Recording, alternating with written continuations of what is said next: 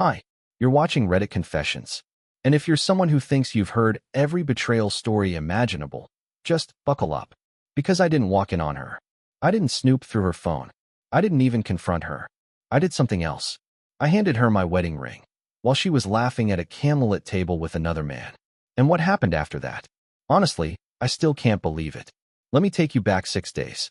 A Tuesday. It was the kind of day where nothing really happens. Quiet skies, no meetings, just the low hum of an uneventful week. I had taken the afternoon off. Not because I had plans. I didn't. I just didn't want to exist at my desk anymore.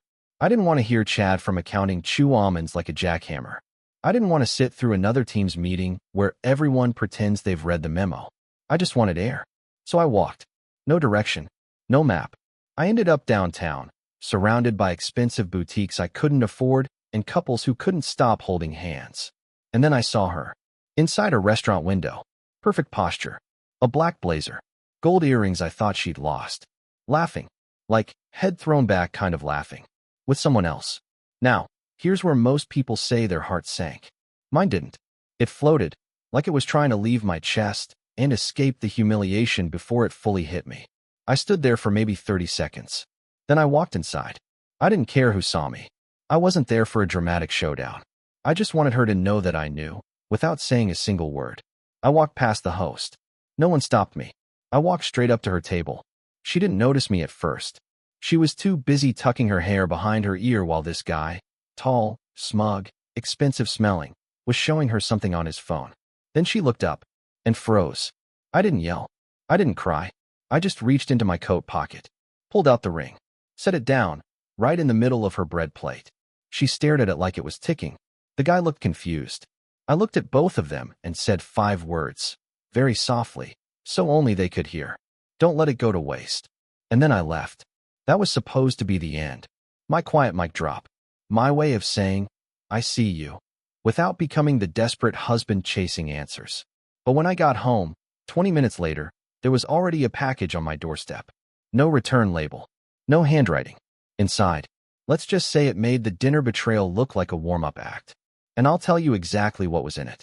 I didn't expect anything when I got home. I wasn't even thinking clearly, just running on instinct, adrenaline, maybe even spite. My hands were cold, my chest tight. But weirdly, my mind was quiet. Too quiet. I had just placed my wedding ring in front of my wife and her mystery man, looked them both in the eyes, and walked out like some ghost of a husband who once mattered. I thought that would be the worst of it. But then I saw the package. It was sitting dead center on the welcome mat. No tape. No shipping label. No note. Just a plain, matte black box, about the size of a shoebox, like it had been delivered by regret itself. I almost stepped over it, thinking it was something a neighbor left by mistake. But something stopped me. Maybe it was the way it sat there so deliberately, like it was waiting for me. I brought it inside, set it on the kitchen table. My fingers hesitated on the lid. I wish I could say I had a bad feeling, but the truth is, I felt nothing. I was past feelings at that point. I was just curious, like a guy watching the last few seconds of a slow-motion car crash he's stuck inside of. When I finally opened it, I found 3 things inside, each one worse than the last. The first was a photograph, an 8x10, glossy, professionally shot image of Devin. My Devin, but not the version I married. This Devin was posed on a hotel balcony, wearing nothing but his shirt. The guy from the restaurant. She had one hand in her hair, the other holding a champagne flute.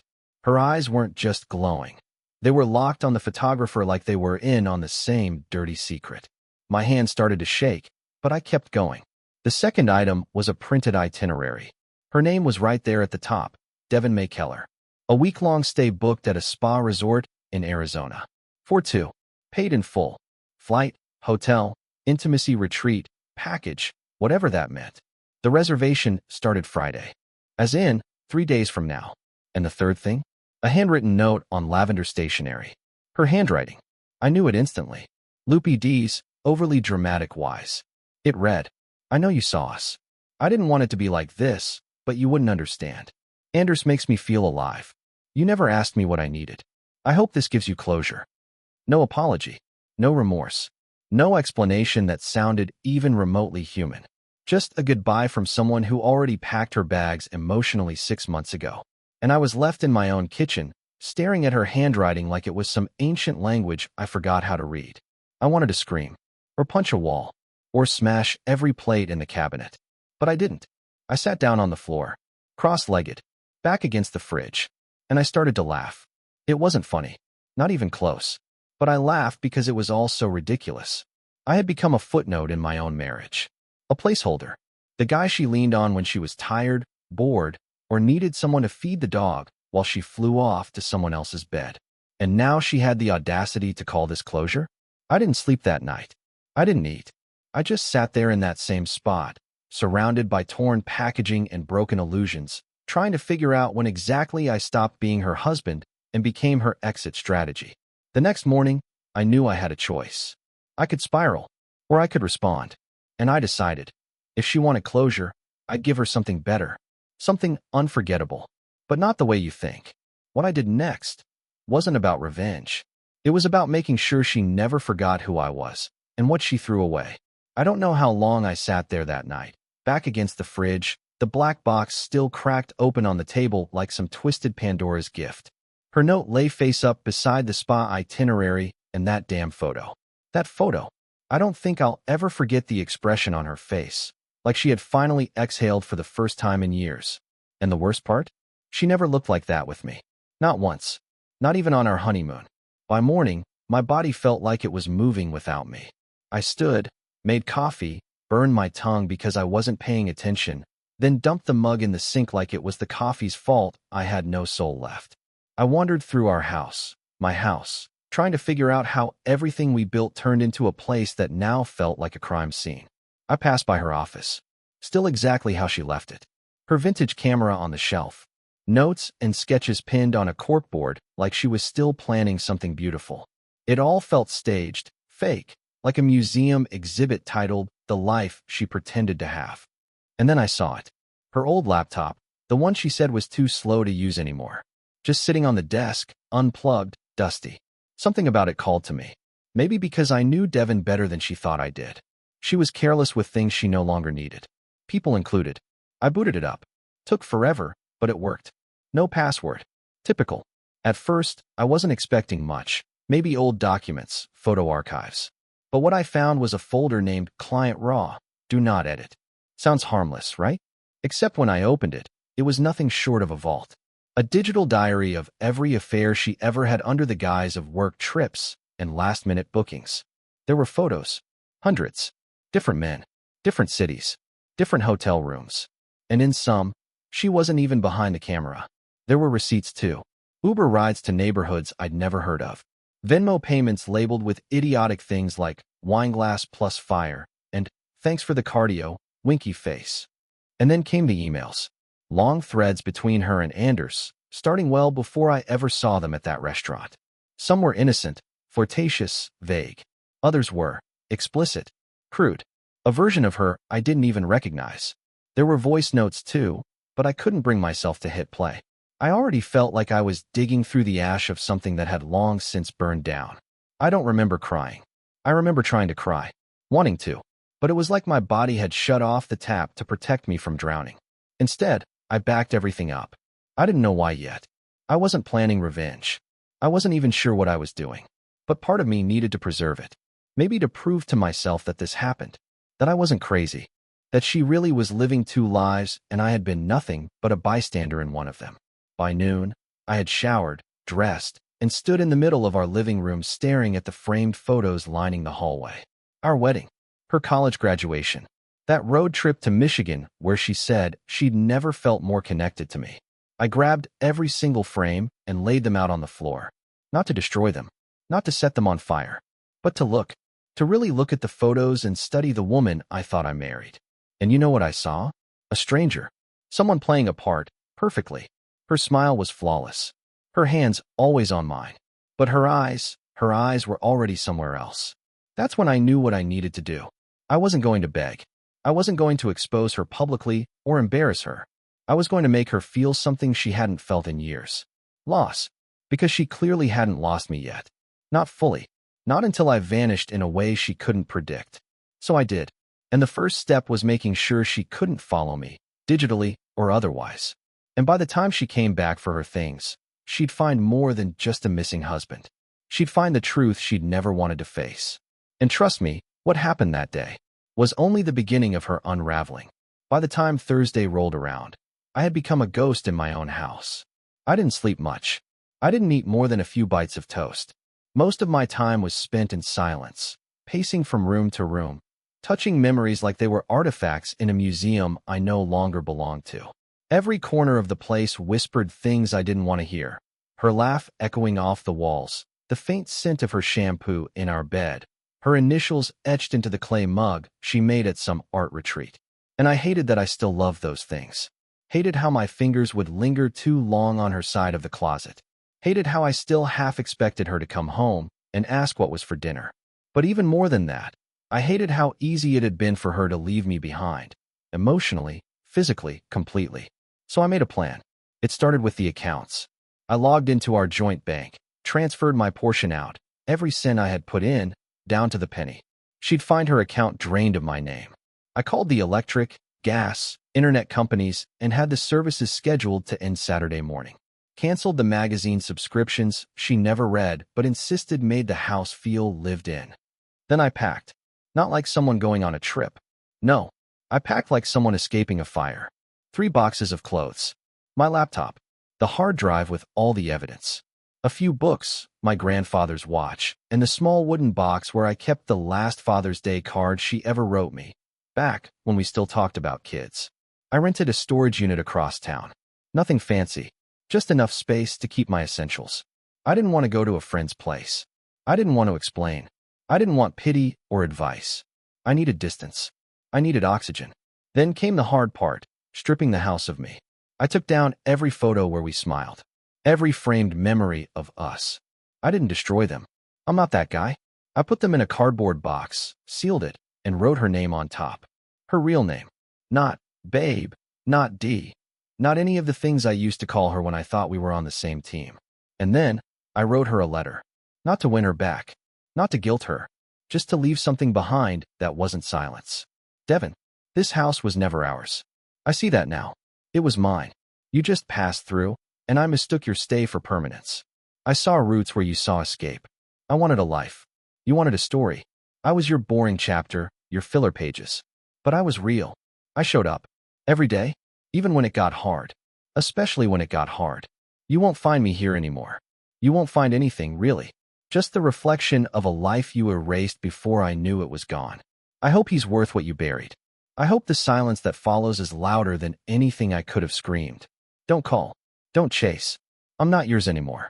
See, I left it on the kitchen table, right next to the black box she sent me. The one that started this entire unraveling. Full circle, I guess.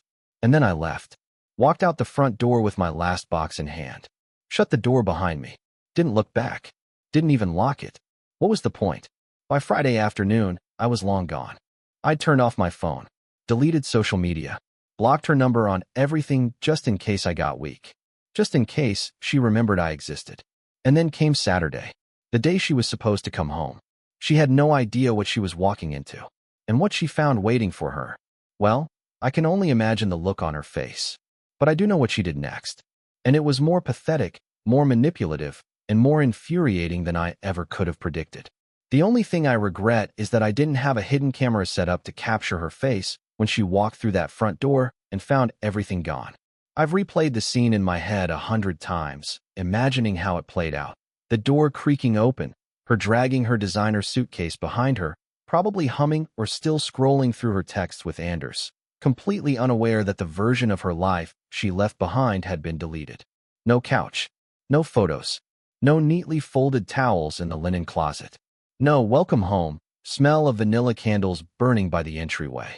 Just cold walls, echoing floors, and that black box she sent me, sitting right where she left it, but now surrounded by her lies, her carefully wrapped photos, and my goodbye letter. I imagined her dropping her keys, calling my name once, maybe twice, checking her phone for missed messages, then opening the bedroom door to find her clothes untouched, but the closet half empty, my side, cleared like I never existed. The silence must have screamed louder than any confrontation ever could have, but I wasn't there to see it. And that was intentional. I had checked into a quiet, No frills motel on the edge of town under a fake name. Cash only. No questions asked. It wasn't glamorous. Cheap carpet, humming AC unit, a TV stuck on one local channel. But it was exactly what I needed. Peace. Distance. No more pretending. The next morning, I turned my phone on for 10 minutes. That was it. 10 minutes of digital whiplash. 12 missed calls. 9 voicemails. 2 text messages that popped up before I shut the screen off again. One from an unknown number. One from her. Curtis, what the hell is this? Where are you? You can't just disappear. We need to talk. It's not what you think. Classic. The coward's opening move. It's not what you think. As if photographic evidence, financial records, calendar entries, and her own handwritten confessions somehow weren't exactly what I thought they were. But the real twist came 2 hours later, when my friend Miles texted me from a number I hadn't even realized was still saved. Bro, just got a weird message from Devin. She's telling people you cheated. That you drained the bank and ran off with some girl named Tanya? Tanya? Who the hell is Tanya? Turns out, while I was disappearing, she was busy rewriting history. She knew she couldn't reach me directly, so she went around me. Called friends, mutual co-workers, even her mom. Spun some story about how I'd lost my mind, accused her unfairly, and had apparently been spiraling for months. According to her, I was unstable, had become emotionally manipulative, and had now abandoned her with nothing. Nothing. She walked into that house wearing a $1,000 outfit and diamond earrings. I left her the bed, the kitchen, the keys, the utilities paid off until the end of the month, and all her precious tech gear. But yeah, sure, nothing. That same afternoon, I got an email. It was short, cold. The subject line said, "You owe me a conversation." No greeting, no apology, just a demand. That's who she had become. Someone who thought even after detonating our marriage, she was entitled to a cleanup crew. I didn't reply. Instead, I did something else. I uploaded a private folder to a cloud drive. All the receipts, screenshots of her emails to Anders. Every photo, every voice note, her confession letter. I even recorded myself reading the timeline of events aloud. Calmly, quietly, factually. Like a narrator laying out a documentary for a jury. Then I sent that folder to 2 people. Her sister, who had always been kind to me, and her best friend, Sienna, the one she used to gossip with over wine nights while pretending I was too serious to hang. Why them? Because I knew she'd try to spin the story, and I wanted the truth sitting out there like a loaded trap she couldn't dismantle. I didn't share it with the world. I didn't blast it across social media. I didn't even tell my closest friends. I just made sure the people who really knew her, the ones she actually cared about impressing, had the raw, unfiltered version. Within hours, the calls stopped. The messages dried up. Her silence returned, and this time it felt like surrender. But I wasn't done yet. Because the real fallout hadn't even started. Devin's little house of cards was about to collapse, just not because of me. 3 days after Devin tried to rewrite our story, I was sitting in that dim motel room with a slice of gas station pizza and a styrofoam cup of coffee, feeling like I was finally starting to exhale. Not in peace, more like in exhaustion. You'd think disappearing from your own life would bring clarity or freedom or at least some catharsis. But instead, it just made space for new questions. Who was I now that I wasn't her husband? What version of myself had I abandoned just to keep her from crumbling sooner? That's when I got the message. It was a direct message on an old social media account I hadn't checked in over a year. I only logged in to delete it, to sever more digital threads, but I saw a single unread note. From Sienna. The same Sienna I had sent the evidence folder to. The same Sienna who once giggled at wine nights while Devin called me too sweet to be sexy. The same Sienna who used to roll her eyes every time I asked Devin to call if she was working late. I expected hostility, maybe a lecture. What I got instead made my jaw lock so tight I thought I heard a crack. Curtis, I don't even know how to say this. You need to know something Devin never told you. Something I should have told you years ago. It's about the night of your anniversary. The 5th one. It wasn't just Anders. There was someone else. And it wasn't just a one-time thing. Please call me. I didn't call. I couldn't. My hands were shaking, heart pounding like I was back in that restaurant again, watching her laugh like I was already dead. Instead, I messaged her back, told her to say it plainly. Her next message came 2 minutes later. She had a thing with your brother, Curtis. Back in 2019. I caught them. They begged me not to say anything. Said it was a mistake. said it ended, but I never really believed them. I felt the motel room tilt. Not metaphorically. I actually lost my balance, like the floor buckled. My brother? Eli? The one I grew up with? The one who helped me build the deck behind our house? The one who gave a toast at our wedding and cried because he was just so happy to see me finally find love? I reread the message 3 times. And then I called her. Sienna answered immediately. She sounded guilty, shaky, said she didn't want to get involved back then, but seeing the way Devin was painting me now, telling everyone I'd cheated and abandoned her, she couldn't keep it in anymore. She said she thought they only hooked up once. Some stupid night when I was away on a job, and they were both drunk and venting about how boring I'd become. Venting. About me. With my brother. While I was out working overtime to afford her dream lens kit. I was past broken at that point. Now I was something else entirely. Not angry. Not devastated. Just numb with clarity. So I did what I always do. I started putting puzzle pieces together. The little things. That weird conversation Eli had with me about forgiveness when he was helping me tile the bathroom. The sudden way he stopped visiting us around the holidays. How Devin always changed the subject when his name came up. How she stopped liking his posts. How she once left a family dinner early when she found out he was coming late. It wasn't over guilt. It was fear. Fear that if we were all in the same room long enough, something might slip. That's when the idea hit me. I was already gone. Already erased from her day-to-day life. But if I was going to vanish, I wanted the truth to linger like a shadow she couldn't outrun. So I printed the message. I walked into a FedEx store, printed out the entire exchange between Sienna and me, with timestamps. No captions. No notes. Just the receipts. I placed them in a plain envelope and mailed them to Devin's mother. Why her mother? Because Devin's biggest fear, her actual vulnerability, wasn't being alone. It was disappointing her mom. The woman she called every Sunday. The one she lied to about having the perfect marriage. The one she still needed approval from, even as a grown woman pretending to be too wild for tradition. But I wasn't done. A week later, I attended my nephew's school play. Not because I cared about second-grade pirate musicals, but because I knew Eli would be there. And when I walked in and sat quietly on the other side of the gym, our eyes locked. His smile dropped instantly. His wife looked confused. I smiled back. Didn't say a word, but I made sure to pass by him on the way out. I stopped, looked him straight in the eye, and all I said was, "Tell your wife what happened in 2019, or I will." I didn't raise my voice, didn't throw a punch, but I saw the blood drain from his face like I'd flipped a switch inside his skull. Devin thought the worst was behind her, that I'd walked away quietly, that she'd dodged consequences because I wasn't dramatic enough to explode. But now her lies were leaking through the seams. And soon, she'd be standing in the ruins of her own stories. But not because I destroyed her, because she did. A full 2 weeks had passed since I mailed the envelope to Devin's mother. And to be honest, I thought I'd feel more satisfied by then. I wasn't. Not because I wanted revenge, I never wanted that. I just thought that once the truth began to seep into the clean image she spent years polishing, I'd finally breathe easier. But peace isn't something that shows up in the mail. It creeps in slowly, and sometimes it gets delayed. The first ripple came unexpectedly.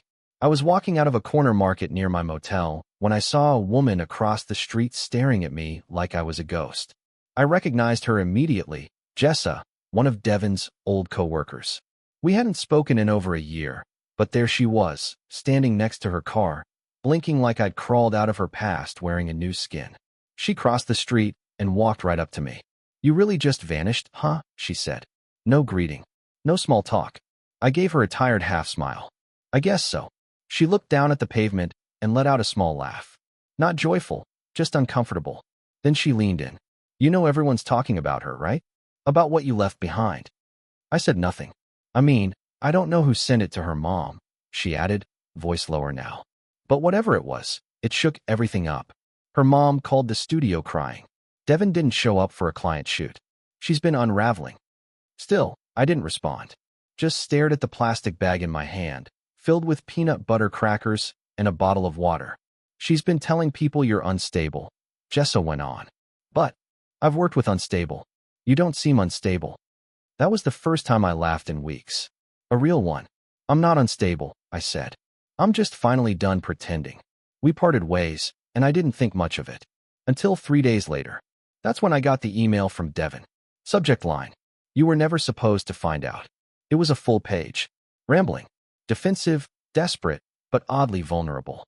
She said her world was imploding, that she had been forced to explain things she never wanted to relive, and that I had weaponized the truth against her. But what caught me most off guard was this line near the middle. "Eli's wife left him. Did you know that? She took the kids to her sister's. He's blaming me. I'm blaming you. I don't even know who started this anymore." That line.